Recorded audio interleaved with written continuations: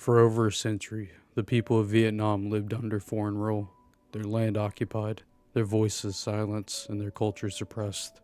But behind every occupied street, every rice field, every shadow, there was resistance. From secret meetings in Paris cafes to guerrilla camps in the mountains, a movement was growing, led by a man who believed his people had the right to be free. What follows was not one war, but many, not just the fight for power, but for identity, for sovereignty, for survival. This is the story of a nation that refused to bow. This is the story of Vietnam and its long, painful, and proud struggle for independence. In 1858, French warships arrived on the shores of Vietnam under the pretense of protecting missionaries and promoting civilization, but behind their mission lay ambition to control territory, wealth, and influence in Asia. Over the next few decades, the French conquered Vietnam piece by piece, first the south, then the north, eventually merging it with Cambodia and Laos to form what they called French Indochina. By 1884, Vietnam was fully under French control, split into three administrative regions: Cochin China in the south, French colony, Annam in the center, and Tonkin in the north, protectorates under tighter imperial control. Together they became part of French Indochina, alongside Laos and Cambodia. The French established a colonial bureaucracy with themselves at the top, governing from Hanoi in the north and Saigon in the south, cities that were rapidly transformed to reflect French aesthetic: wide boulevards, Catholic cathedrals, European-style villas. Under colonial rule, the Vietnamese became second-class citizens in their own land. Wealth was extracted: rubber, coal, rice, all shipped back to France. A small elite was educated in the French language and culture, but the vast majority of people labored in poverty. Vietnam's land and people were turned into engines of profit for the French Empire. Large plantations were established to grow rice, tea, and rubber. Infrastructure like railroads and ports were built, not to help the Vietnamese, but to export goods to France. Vietnamese workers toiled in brutal conditions, often with no rights, low pay, and heavy taxation. Many lost their ancestral land and were forced into debt or indentured labor. By 1930, Vietnam was supplying over half the world's natural rubber, yet its own people could barely afford shoes. The French also sought to reshape Vietnamese identity. Traditional Confucian education was dismantled, and French became the language of government, law, and learning. Catholic missionaries spread Western beliefs, often at odds with Vietnamese, Buddhist, and ancestor worship traditions. Only a small fraction of the population received a formal education, just enough to serve colonial administration, but not enough to lead. Despite repression, resistance movements began to form. In the early 1900s, nationalist leaders like Phan Bo Cha and Phan Chu Trinh emerged, each proposing different visions of liberation, one through revolution, the other through reform. Students secretly organized, newspapers spread anti-colonial thought, uprisings flared, like the Yen Bai Mutiny in 1930, but were crushed. Hundreds were jailed or executed. Still, the idea of independence had taken root. And in exile, a young Vietnamese cook and activist named Nguyen Ai Quoc was watching, learning, preparing to change the course of history. Resistance was punished, voices were silenced, and yet the seeds of revolution had already begun to take root. In classrooms, in villages, in the hearts of those who still dreamed of freedom. French colonization would last nearly 80 years, but it would not last forever. Before he became the revolutionary leader of Vietnam, he was just a young man, a traveler, a thinker, a dreamer, known then as Nguyen Ai Quoc, or Nguyen the Patriot. In 1911, Nguyen left Vietnam, working as a cook aboard a French ship. For the next several years, he traveled the world, witnessing colonialism in Africa, racism in America, and inequality across Europe. By 1919, he had settled in Paris, just as the world gathered to rebuild after World War I. To Nguyen Ai Quoc, the end of the war was a moment of hope. United States President Woodrow Wilson had promised self-determination for all nations, a principle that spoke directly to colonized peoples like the Vietnamese. The 8-point petition. At just 29 years old, Nguyen submitted a bold petition to the Versailles Peace Conference, an 8-point list of demands calling for basic civil rights for the Vietnamese: freedom of the press, freedom of association, equal legal protections, and representation in government. He didn't ask for full independence, only dignity and a voice. The petition was ignored. Nyongai Kok never received a reply. The conference that redrew the map of the world had no place for the dreams of colonization. It was a turning point. If the West would not listen to peaceful pleas, then perhaps it would listen to revolution. Yongyan began studying Lenin, Marxism, and anti-imperialist ideology. He joined the French Socialist Party, becoming a fierce voice against colonialism. In 1920, he co-founded the French Communist Party, not out of love for the Soviet Union, but out of necessity. For Nyong'an, communism wasn't just a political system, it was a weapon to fight empires. He wrote, he organized, and he watched, and all the while, one mission stayed at the center of his life: the liberation of Vietnam. Nyong'an Ai Kok had tried the peaceful route. The door had been closed, and so he prepared to open another with force, if necessary. In 1939, the world was once again at war, but this time, Vietnam saw opportunity in the chaos. France, the colonial ruler of Vietnam, was invaded by Nazi Germany in 1940. With the fall of Paris, the French colonial administration in Indochina became a puppet regime, answering not to Paris, but the fascist vicious government. Soon after, Japan moved in, not to liberate Vietnam, but to exploit it. They used the country as a base to invade Southeast Asia. With the cooperation of the weakened French, for the Vietnamese people, this meant two foreign rulers, Japanese swords and French silence. Under occupation, conditions worsened. Resources were stripped. Farmers were forced to grow for the war effort. In 1945, this exploitation, combined with drought, led to devastating famine. Over 2 million Vietnamese died from hunger. This tragedy lit a fire in the hearts of many and radicalized thousands more. In the northern mountains, one man had been quietly building a resistance. After years in exile, Ho Chi Minh returned to Vietnam in 1941, founding the Viet Minh, or a League for the Independence of Vietnam. Unlike earlier movements, the Viet Minh was organized, strategic, and determined. It united communists, nationalists, students, and peasants under one goal: complete independence.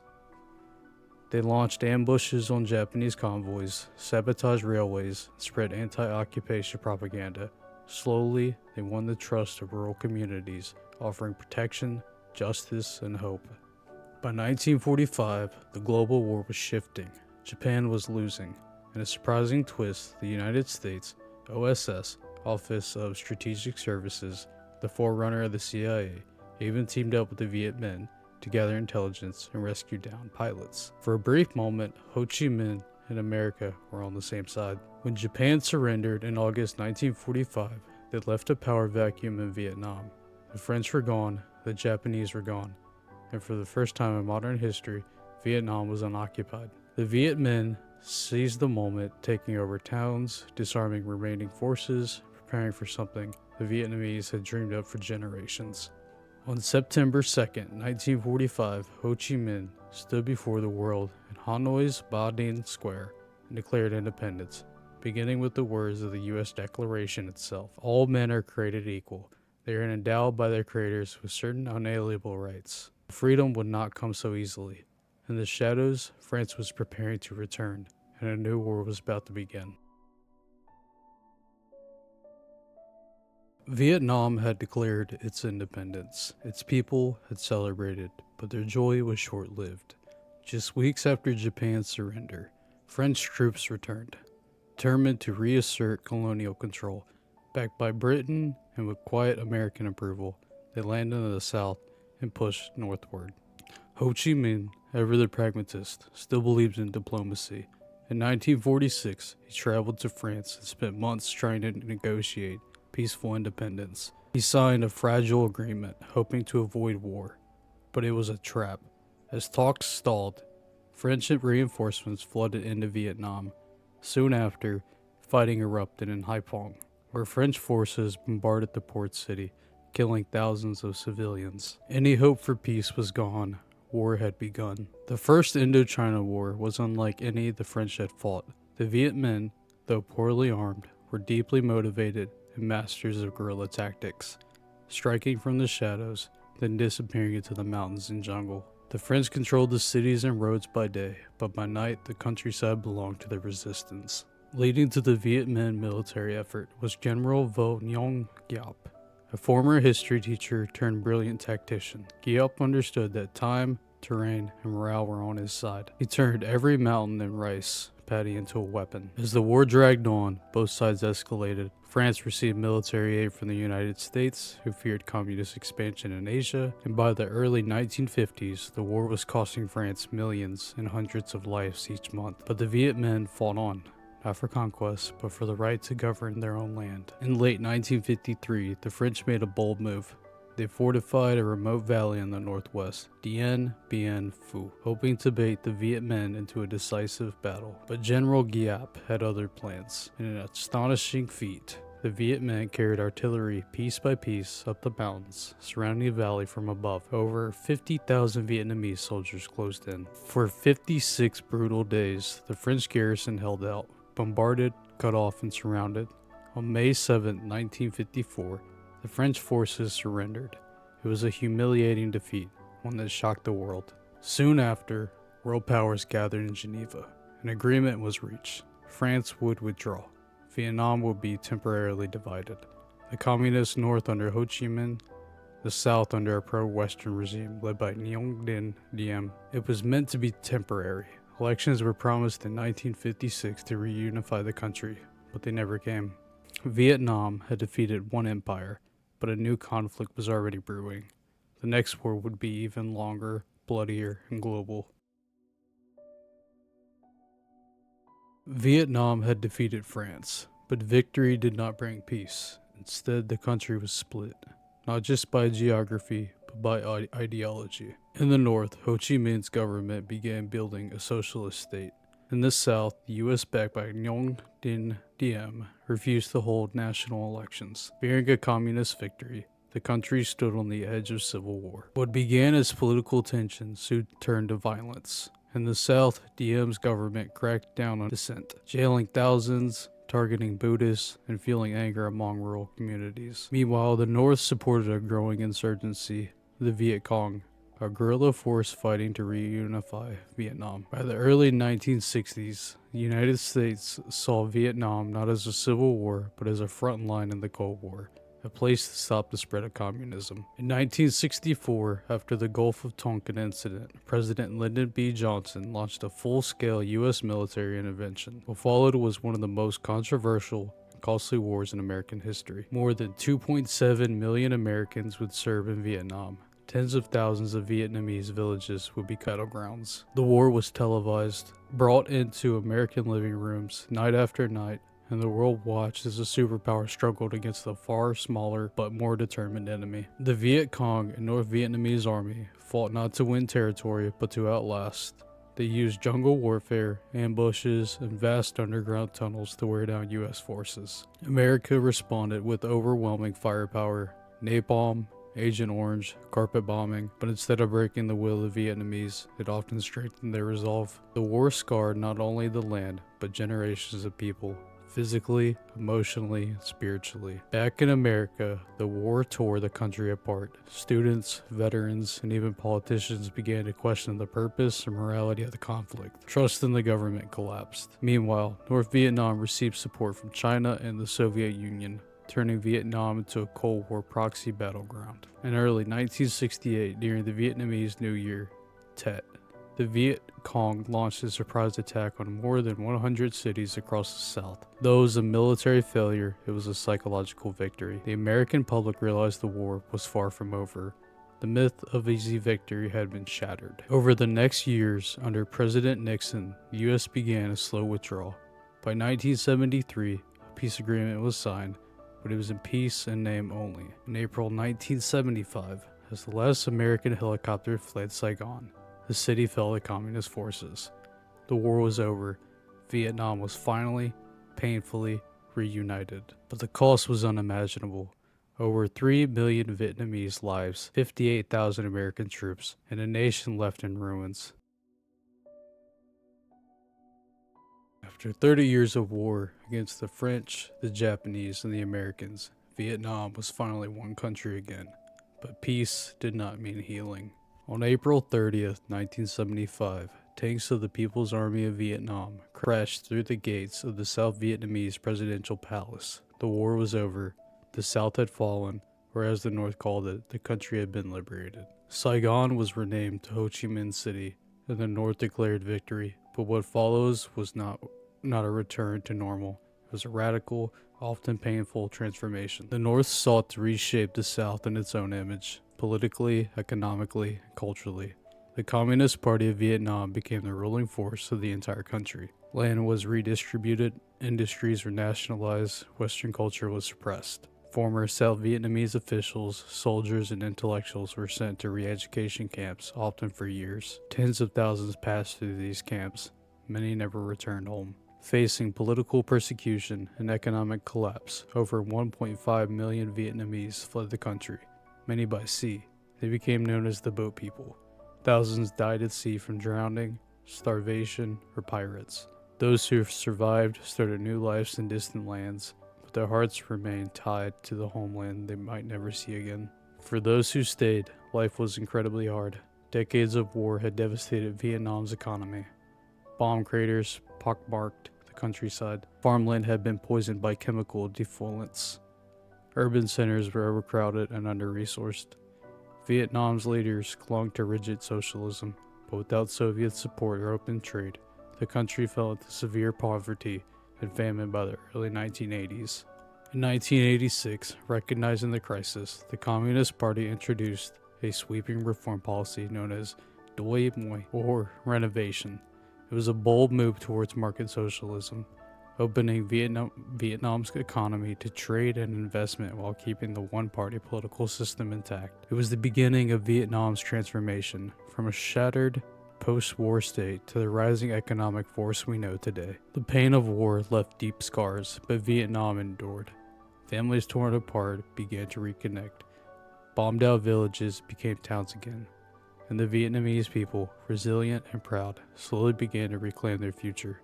Reunification was not a moment, it was, and it still is, a process.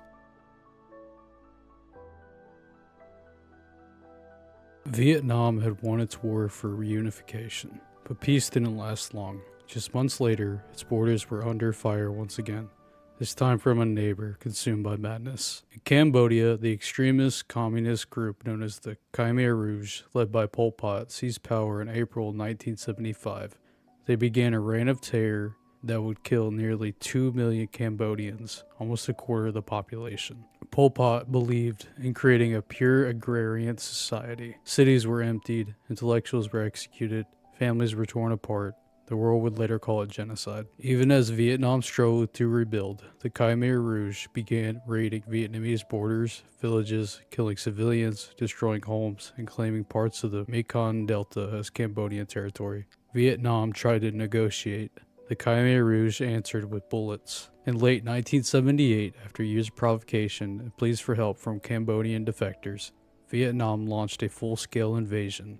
Within weeks, the Khmer Rouge were overthrown, and Vietnam installed a new government in Phnom Penh. For the first time in modern history, a country intervened to stop a genocide, and yet the world did not applaud. Despite removing a genocidal regime, Vietnam was internationally condemned.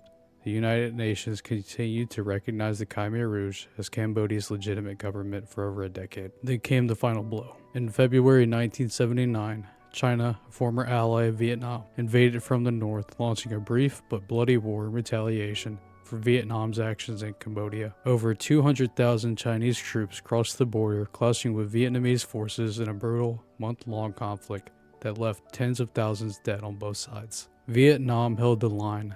China withdrew after a month, declaring their message had been delivered, but tensions would simmer for years. By 1980, Vietnam was completely isolated, politically and economically. The U.S. imposed an embargo. China closed its border. The UN sided against Vietnam. Only the Soviet Union offered support, but it wasn't enough. The Vietnamese people, weary from 40 years of war, now endured hunger, poverty, and isolation in the name of principle. Vietnam's stand in Cambodia came at a high price, but for the Cambodian people, it was a lifeline. The Khmer Rouge had been stopped, not by the West, not by the UN, but by the Vietnamese soldiers who had seen too much death to stand by. Sometimes the right thing costs more than the world is willing to pay. For over 100 years, Vietnam fought against empires, against ideologies, against impossible odds. It fought for independence, for the right to decide its own destiny, to write its own future, and it paid for that right in blood and broken families and years lost to war and isolation. From the ashes of colonization and conflict, Vietnam emerged not just as a survivor, but as something stronger, a country that refused to be anyone's pawn. Today, Vietnam is at peace, young, dynamic, and forward-looking, but its soil still carries the memory of war, its people, the resilience of generations. For those who lived through the wars, the memories remain sharp. For those born after, the stories are sacred, a reminder of what it took and why it mattered. This wasn't just a fight for land or politics, it was a fight for identity, for dignity in the face of domination. Around the world, Vietnam became a symbol of colonial resistance, of Cold War conflict, of anti-war movement. But what the world often misses was the Vietnamese perspective. This was never just a war between powers. It was a struggle for survival and for peace on their own terms. They were not victims. They were not proxies. They were a people who knew exactly what they were fighting for. Today, Vietnam stands tall, open to the world, proud of its culture, and mindful of its past. Its story is no longer only about struggle, but about healing, growth, and hope. The flag that once flew over liberation now flies over a country building a future, not just remembering its pain, but redefining its place in the world. Vietnam fought for its freedom, and in the end, it won.